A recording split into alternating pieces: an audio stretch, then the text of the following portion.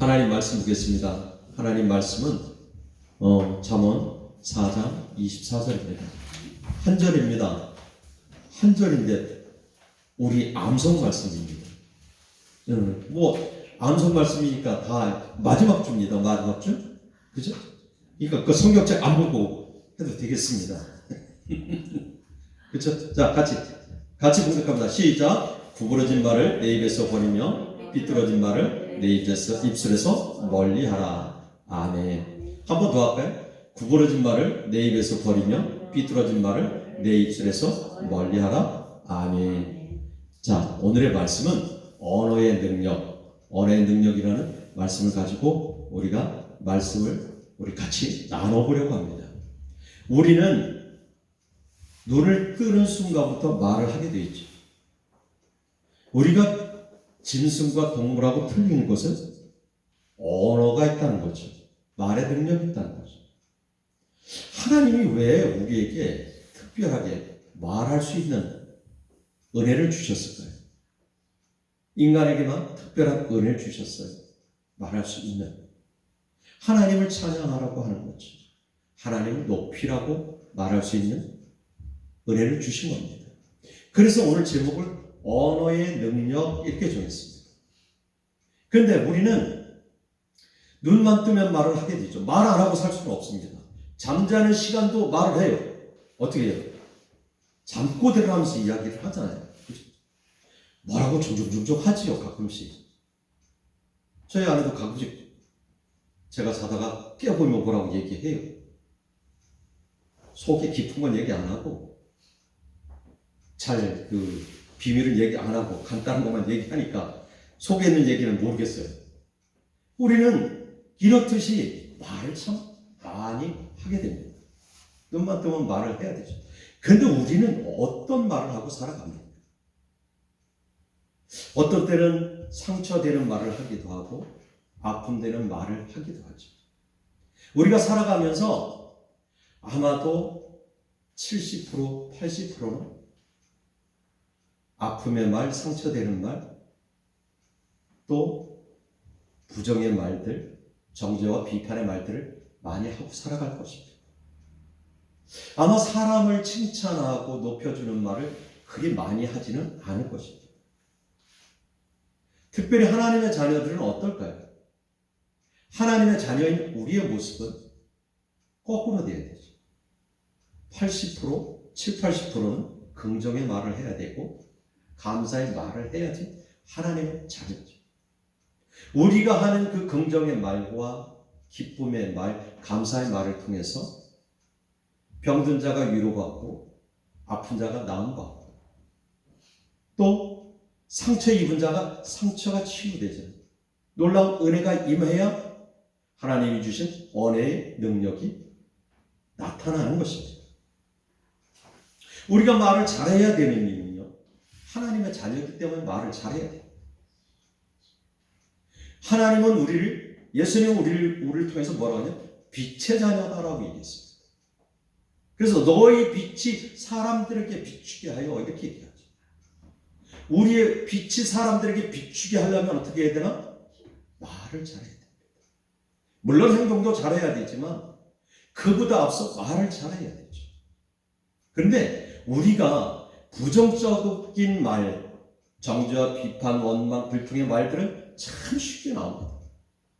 그리고 그렇게 하고 나면 속이 좀 풀리는 것 같지. 그런데 그 말은 오래 가지 않지. 그런데 누구를 칭찬하고 누구를 세워주고 높여주는 말을 하면 여운이 참 오래 갑니다. 왜 그럴까요? 우리는 하나님의 자녀이기 때문에 그렇습니다. 오늘 말에 대해서 우리가 한번 같이 나눠보려고 합니다. 말에 대해서 우리가 계속 이야기를 해도 부족함 없어요. 왜? 하나님을 찬양하는 것도 말을 통해서 기도하는 것도 말을 통해서.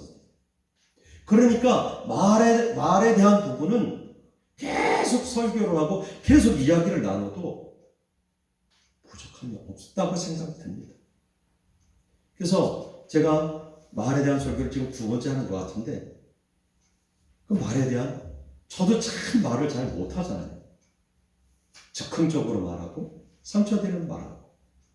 그러면서 제가 오늘 이 설교를 선택하게 된 것은 나부터 좀 변화되자. 나부터 말을 좀 잘해보자. 라는 생각이 들어서 이렇게 또 말에 대한 언어의 능력이라는 제목을 가지고 같이 말씀을 나눠보려고 합니다. 우리는 뭐 정치인들이 그런 얘기를 한 적이 있어요. 조심해라. 이런 얘기를 한 적이 있습니다. 그죠?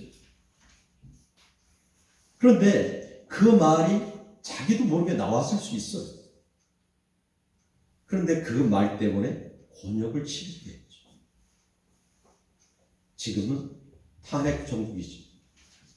어쩌면 윤석열 대통령도 그 말만 안 했다면, 그 입술에 말만 안 했다면 이렇게 혼란스러운 정국을 만들지 않았을 겁니다.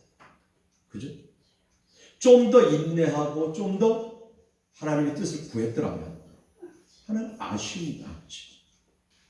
그 말의 실수가 엄청난 분란을 일으키기도 합니다. 그래서 우리는 성경을 통해서 보면 요한복음 11장을 통해서 예수님은 말씀으로 죽은 나사로를 살리셨어요. 살아난 말씀이죠. 또 누가복음 8장에 가서 보면 예수님은 해당장 야이로의 해당장 딸을 말씀으로 살리셨어요. 달리다가 일어나 라고 이야기하죠. 그것뿐인가요? 우리 요한복음 2장에 가서 보면 예수님께서는 물이 포도주가 되어지는 그 말씀을 어떻게 말씀으로 이루셨어요. 이렇듯이 말의 중요성을 성경을 통해서 계속 이야기하고 있습니다. 그래서 어떤 서양학자는 말을 이렇게 표현합니다. 말은 나를 놀라게 하는 것이고 말은 영혼을 뚫고 나가는 총알이다 라고 이야기를 합니다. 말은 양날이 달린 칼이어서 너도 죽고 나도 죽고 말은 그 어떤 면들보다 날카롭고 예리하다 라고 이야기를 합니다. 세계의 위대한 전쟁은 결코 자연스럽게 일어난 적이 없다고 합니다. 그 모든 것이 다 말에서 생겨났다고 하죠. 또한 증오는 자연스럽게 오지 않았고 그것도 말에서 왔고 폭력은 행동으로 시작되지 않고 그것도 말로 시작됐다고 합니다. 그렇다면 이 시간 우리는 정말 은혜의 말을 하려면, 감사의 말을 하려면, 상대방이 위로받는 말을 하려면 어떻게 해야 될까 같이 한번 나눠보려고 합니다. 첫째는요, 우리 말씀에 있듯이 구부러진 말을 내 입에서 버리라고 이야기합니다. 구부러진 말은요, 부정적인 말입니다. 부정적인 말은요, 부정적인 삶을 낳는다는 것입니다. 부정적인 말을 하는 사람은요, 부정적인 삶을 살아갈 수밖에 없어요. 그래서 매사에 모든 것이 부정적인 모습이 되어집니다. 우리의 말대로 우리는 살아갈 수밖에 없어요. 그죠? 그래서 아니다, 안 된다, 할 수 없다 등등 부정적인 말을 하는 사람은 그 삶이 부정적일 수밖에 없다는 거죠. 그러면 우리는 어떤 말을 해야 되느냐? 긍정적인 말을 해야 되죠. 잘한다, 잘했어, 열심히 하면 된다 등등 긍정의 말을 해야 되죠. 감사의 말을 해야 되고요. 기쁨의 말만 할 수 있어야 하나님의 자녀라고 할 수 있습니다. 자, 우리 성경을 통해서 한번 보자고요. 민수기 14장 보면 우리 너무 잘 아는 말씀이죠. 하나님께서 12정탐꾼을 보내라고 하죠. 각 지파별 한 사람씩 대표를 뽑아서 가나안 땅을 정탐하기 위해서 정탐꾼 12명을 보냅니다. 그들이 가나안 땅에 들어가서 정탐을 해보니까 가나안 땅 역시 젖과 꿀이 흐르는 땅이 맞아요. 그런데 거기 있는 사람들을 보니까 아낙 자손이라고 그러잖아요. 아낙 자손 키가 엄청 크고 아주 정말 강한 그 모습을 보게 되죠. 기에 눌렸어요, 10사람이. 그리고 속으로 어떻게 생각합니까? 우리가 어떻게 저 가나안 땅을 우리 보고 점령하라고 그래. 택도 아닌 소리 하고 있네. 이미 마음속에 결정했습니다. 그리고 돌아오죠. 돌아와서 이스라엘 백성들에게 보고합니다. 뭐라고 보고하나요? 거기 가보니까 젖과 꿀이 흐르는 땅은 맞아. 맞는데 우리가 그 가나안 땅을 점령하기는 중과 부족이야. 그들은 기골이장대하고 막강한 군사력을 가지고 있어. 우리 절대 그들을 점령할 수가 없어. 이렇게 이야기를 하죠. 그렇게 이야기할 때 누가 긍정의 말을 하겠습니까? 여호수아와 갈렙이 아니야, 절대 아니야. 하나님이 함께 하시기 때문에 하나님이 함께 하시면 능치 못할 일이 없어. 우리는 가나안 땅을 점령할 수 있어. 라고 얘기하죠. 근데 숫자에서 딸리잖아요. 어느 사람 말을 들을까요? 12사람 중에 10사람이 아니다 하고 2사람이 기다 하면 아니다 하는 사람의 말을 듣잖아요.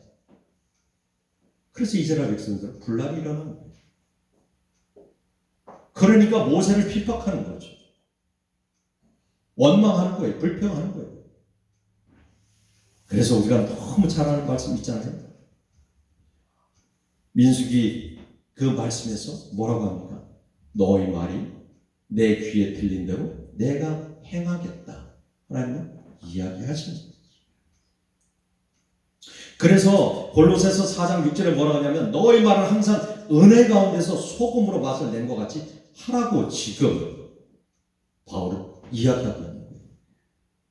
너희 말은 항상 은혜 가운데서 소금으로 맛을 낸 것 같이 하는 거예요. 이게 하나님의 명령입니다.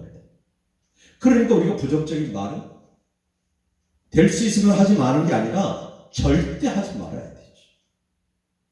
이 시간 이후로 우리는 부정적인 말을 하지 말자고요. 아니다, 안 된다, 못한다, 할 수 없다 이런 말이요. 너는 안 돼, 그것밖에 못해? 이런 것들. 우리 작년에 나눴죠. 그 말씀을 자세히 드리고 어떤 말이 상처가 돼요. 그러니까 그런 말들을 하지 말자. 두 번째는요, 삐뚤어진 말을 내 입술에서 멀리 하라고 얘기합니다. 이 삐뚤어진 말은요, 원망, 불평, 정죄, 비판, 험담, 비방 이런 것들이 삐뚤어진 말입니다. 삶이 궁색해지고요, 내 마음이 강팍해지면 하나님이 또 내 안에 거하지 않으면 어떤 모습이 될까요? 원망이 늘어나요. 불평이 늘어나요. 정죄와 비판이 늘어납니다. 그리고 남 비방하기 좋아하죠. 그런데 이 정죄와 원망, 불평, 비방, 험담은요, 원수마귀가 좋아하는 거예요. 우리가 낚시를 할 때 먹이를 끼죠. 밑값을 낀다고 합니다. 계절에 따라서 이제 지금 낚시철이 다가오잖아요. 붕어가 산란 계절이에요. 4월달 때. 그러니까 배가 고플 때는요, 아무 거를 끼워도 잘 뭅니다. 우리 삶이 궁색해지잖아요. 어려워지잖아요. 마음이 강팍해지잖아요. 똑같아요. 입술에서 뭐가 나가냐면 정죄와 비판과 원망과 불평, 험담, 비방 이런 것들만 나와요. 사단이 원수 마귀가 주는 미끼를 물어버리는 거예요. 이런 말들은요, 원수 마귀가 우리를 엮기 위해서, 그들의 원수 마귀 괴기에 빠지기 위해서 던져놓는 미끼일 뿐이에요. 그러니까 그런 말을 절대 하면 안 되죠. 이런 말은요, 많은 사람과 다툼을 일으킬 수 있어요. 분쟁의 소지가 될 수 있고요. 또 미움받는 짓이 될 수 있거든요. 원망 불평으로 통해서 내 마음이 강팍해집니다. 정말 저도 그걸 너무나 많이 경험해요. 주위에 어떤 사람이 계속 부정적인 얘기하고 원망 불평하고 정죄하고 비판해 보십시오. 내 마음이 편하던가요? 아니에요. 그 당시는 같이 비방하고 같이 맞장구를 쳐도요, 집에 돌아가서 보면 뭔가 찝찝하고 불편해요. 왜? 하나님이 내 안에서 근심하고 있기 때문에 그런 거예요. 걱정하고 있기 때문에. 그러니까 우리의 모습은 어떤 모습? 우리가 사람을 칭찬하고 누군가를 높여줄 때 우리 마음에 뿌듯함이 있잖아요. 우리 성경 말씀을 통해서 한번 보면요, 출애굽기 15장 16장에 가서 보면 이스라엘 백성들이 하나님을 원망하는 걸 우리 할 수 있어요. 자, 홍해를 갈랐어요. 430년의 포로 생활에서 하나님 모세를 통해서 출애굽시켜 주셨어요. 노예에서 해방을 시켜줬다고요. 종노릇에 애굽에 지금의 이집트에 종노릇하던 사람들을요, 노예에서 해방시켜줬다고요. 그것도 이집트 군대가 쳐들어올 때에 홍해를 갈라서 하나님의 놀라운 역사를 보여주셨죠. 그죠? 그 이스라엘 백성들은 홍해를 건넜는데 이집트의 군대는 홍해에 수장됐어요. 놀라운 하나님의 은혜를 경험했죠. 그리고 딱 3일 걸었어요. 3일. 근데 물이 없잖아요. 물이. 그러니까 불평하는 거예요. 원망하는 거예요. 그래서 출애굽기 15장 24절을 보면 뭐라고 하냐, 백성이 모세에게 원망하여 이르되 우리가 무엇을 마실까 하냐, 이렇게 얘기하죠. 이게 우리의 본연의 모습입니다. 우리 출애굽기 또 16장에 가서 보면 어떤 모습인가요? 이들이 걸은 길은 딱 15일 걸었습니다. 이제 15일 광야 생활을 했는데 뭐라고 또 얘기를 합니까? 16장 3절에서 뭐라고 하냐면 애굽 땅에서 고기 가마 곁에 앉아 있던 때와 떡을 배불리 먹었던 때에 여호와 손이 우리를 죽였었더라며 라고 얘기하죠.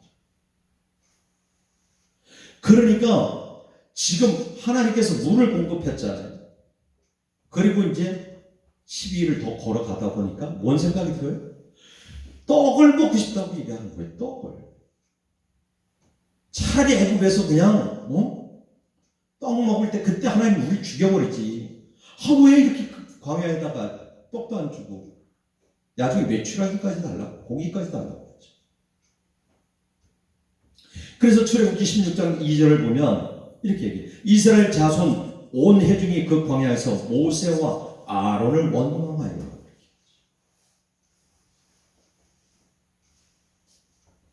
이게 지금 출애굽기를 통해서 이스라엘 백성들을 하나님을 선택하시고 그리고 나서 이야기를 하는데 이게 이스라엘의 문제가 아니에요. 우리의 문제예요. 우리의 문제. 그냥 구약성경 이스라엘의 문제라고 생각하시는 분들이 있을 것 같은데 아니에요. 우리의 문제를 단지 이스라엘이라는 나라를 선택해서 예표로 이야기하시는 거예요. 그러면 모세는 오실 예수님을 예표하신 거예요.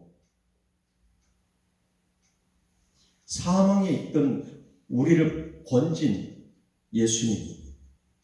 죄의 종노릇하던 우리를 건지신 예수님을 예표하는 거죠. 그런데도 깨닫지 못하는 거죠. 민수기 11장에 가서 보면 뭐라고 얘기해요? 백성이 악한 말로 원망하며 여호와께서 들으시고 진노하사 여호와의 불을 그들 중에서 붙여서 지면 끝에 사르게 하시네 라고 이야기를 하죠. 이들은 이제 2년을 넘겨 걸었어요. 그죠? 2년을 넘겨 이제 걷다 보니까 진짜 지치죠, 광야인데. 그런데도 그때부터 뭐가 발생하냐면 모세를 원망하고 아람을 원망하는, 우리를 광야에서 죽게 하려고 하는. 그러니까 하나님이 이 회중에게 어떻게 해요? 하나님께서 진노하신 거예요. 그리고 불을 내려서 하나님의 진노를 친히 보여주신 거예요. 우리의 모습은 지금 어떻게 살아가고 있습니까? 내 모습이 내 뜻대로 되어지지 않는다고 원망하고 불평하고 살아가고 있지는 않습니까?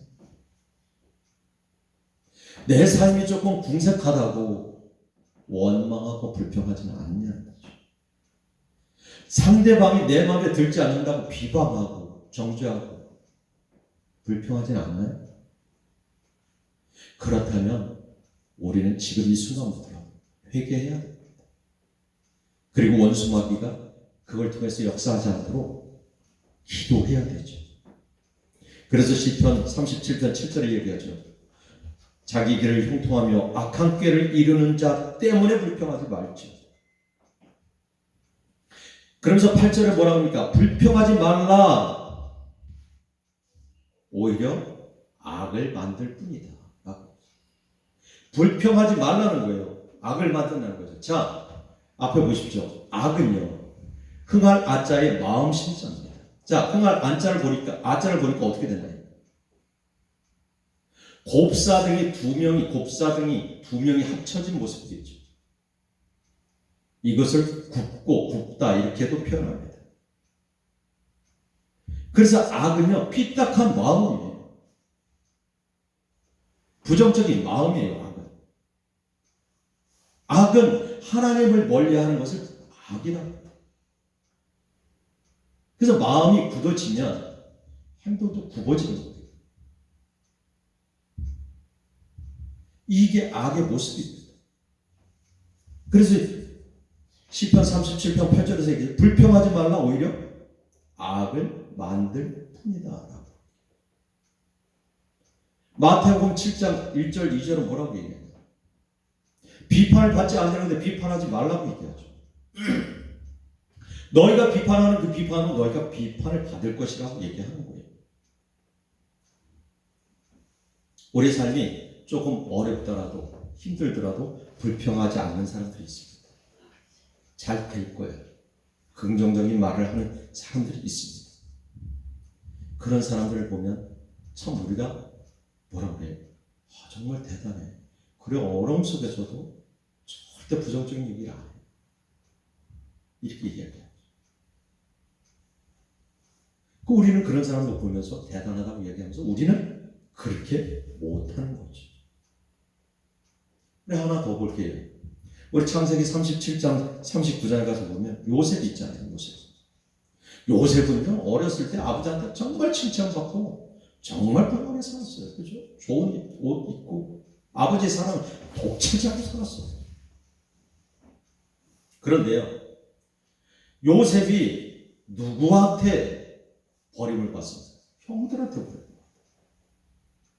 형들이 죽이려고 그러잖아요. 그래도 큰형이 죽이지 말고 팔자 앞에서 보디발 장관한테 팔려가는 거예요. 요셉의 모습을 보면 예수님의 모습이 보여져야 되죠. 예수님 우리 위해서 팔려가신 거예요. 죽은 십자가에 못 박으신 거예요. 요셉은 이스라엘을 구원하기 위해서 요셉이 보디발 장관한테 종으로 들어갔다. 팔려갔다. 편안하게 살던 사람이 한낱 종으로 들어갔을 때 얼마나 불편하겠습니까? 우리가요, 좋은 집에 살다가요, 넓은 집에 살다가 좁은 집으로 옮겨가면 그 안에 불평이 드러나죠. 답답해. 뭐 창고도 없고 어떻게 갖다 쌓을 데도 없고, 그죠? 그렇게 일수잖아요. 좋은 차 타다가요, 작은 차 타면 왜 차가 이렇게 통통하게 튀는 거야. 옛날에 안 그랬는데 이러죠. 그런데 요셉은 불평 한마디 안 했어요. 맡은 일에 그저 하나님만 바라보며 하나님이 행하실 일을 기대하며 부탁을 이뤘죠. 결국은 요셉을 통해서 이스라엘을 구원하셨습니다. 애굽의 총리가 돼서 기근이 오고 그럴 때 결국 요셉을 통해서 하나님은 일하셨던 것을 우리가 알 수 있습니다. 우리 다윗은 어땠나요? 10년 동안이나 쫓겨다니면서 먼저도 나눴지만 성경 어딜 봐도 불평한 흔적이 없어요. 그 10년 동안 한번 생각을 해보세요. 10년 동안 다윗이 목숨을 노리고 쫓아다니는데 왜 불평이 없었겠어요? 왜 화가 안 나겠어요? 그런데 그 안에 불평이 있을 때, 화가 날 때 어딜 찾아가요? 하나님 찾아갔어요. 하나님 앞에 무릎 꿇고 기도했어요. 우리의 모습은 이 다윗과 같은 모습이 되어진다. 그래서 이것에서 4장 29절에 뭐라고 얘기하냐면, 더러운 말을 입 밖에도 내지 말고 오직 덕을 세우는 데 소용되는 대로 선한 말을 하며 듣는 자에게 은혜를 끼치게 하라고 이야기를 하는 겁니다. 세 번째는요, 이 입술, 긍정의 입술은 어떻게 만들어집니까? 기도를 통해서, 말씀을 통해서 만들어집니다. 우리는 죄성을 가지고 태어났어요. 우리가 성령 받았다고 하지만 우리의 죄성이 다 없어진 게 아니에요. 우리 안에 죄성은 남아 있어요. 그래서 기도하지 않으면 악한 원수에게 이끄는 대로 말하고 행동할 수밖에 없습니다. 말씀으로 대적하지 않으면 우리는 넘어지고 쓰러질 수밖에 없어요. 우리 저번 달 암송 말씀 기억하시죠? 베드로전서 5장 8절, 9절 아시죠? 뭐예요? 너희는 믿음을 굳건하게 하라. 그죠? 네? 너희 대적 마귀라고 하죠. 우는 사자같이 삼킬 자를 찾나니 믿음을 굳건하여 이를 대적하라 얘기하죠. 근신하라 깨어라고 얘기하는 이유가 왜 그러냐면, 근신하라 깨어라고 얘기하죠. 깨어 있으라는 거예요. 항상 말씀 가운데 있으라는 거죠. 왜요? 우는 사자가, 우리 대적 마귀가 표현을 정말 잘했어요. 대적 마귀가 우는 사자같이 그렇죠. 사자가 울 때는 배가 고파 보여요. 우리 동물의 왕국 보잖아요. 배가 고파서 울고 먹잇감이 있을 때 조용합니다. 잡아야 되잖아요. 그러니까 우는 사자가 삼킬 자를 찾기 위해서 우는 거예요. 그 사자의 먹잇감 되지 않기 위해서 근신하여 깨어있어요. 그래서 뒤에서 믿음을 굳건하게 하는 거예요. 그래서 우리의 삶이 온전히 주님 앞에 붙잡힘 받지 않으면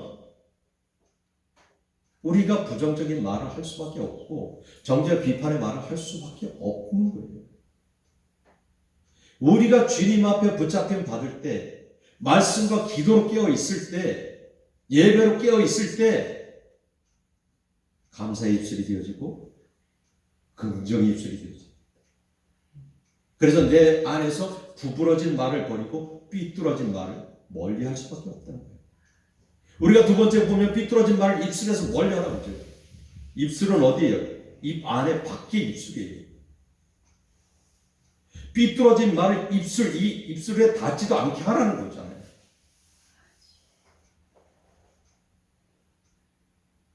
그래서 베드로 전서에서 뭐라고 합니까?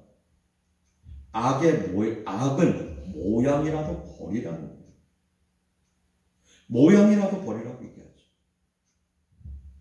우리의 모습이 정말 오늘 이 예배를 통해서 긍정의 입술이 되고 감사의 입술이 되어주셨으면 좋겠습니다. 부정적인 말들, 안 된다, 못한다, 아니다, 할 수 없다, 이런 말 다 떨쳐내시고 남을 정죄하고 비판하고 원망하고 불평하고 비방하고 험담하는 말들 다 떨쳐내고 아파하는 자에게 위로를 줄 수 있는 말, 낙심한 자에게 위로할 수 있는 말, 기쁨의 말, 긍정의 말만 했으면 좋겠습니다. 그러기 위해서 가장 중요한 말씀과 기도가 기초를 쌓아가야 됩니다.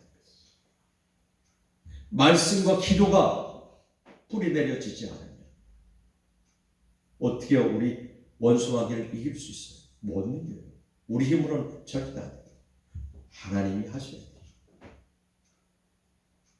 우리 이 말씀 통해서 우리가 변화되어지는 입술, 변화되어지는 말들을 통해서 우리가 하나님을 드러낼 수 있는 길은 아까도 얘기했지만 말 잘하는 것뿐이 없어요. 온유한 말을 하면서 말 잘해보십시오. 그러면 어느 순간인가 존중받죠. 그런 모습들로 변화되어지는 모습을 보면서 나 자신도 스스로 같이 변화되어지신다. 우리의 모습이 그런 모습이 됐으면 좋겠습니다. 네. 그래서 우리 송경수 권사님 보면 항상 긍정적이잖아요. 부정적인 말을 지금까지 2년 동안 한 번도 들어본 적이 없어요. 누굴 정죄하고 비판하는 얘기를 들어본 적도 없어요. 그래서 제가 정말 집에 가서도 아내고 참 정말 놀라. 그래서 본받는 그런 모습이 됐으면 좋겠어요. 그래서 하나님의 자녀로 빛을 발하는 우리의 모습이 되기를 예수의 이름으로 축복합니다. 아멘.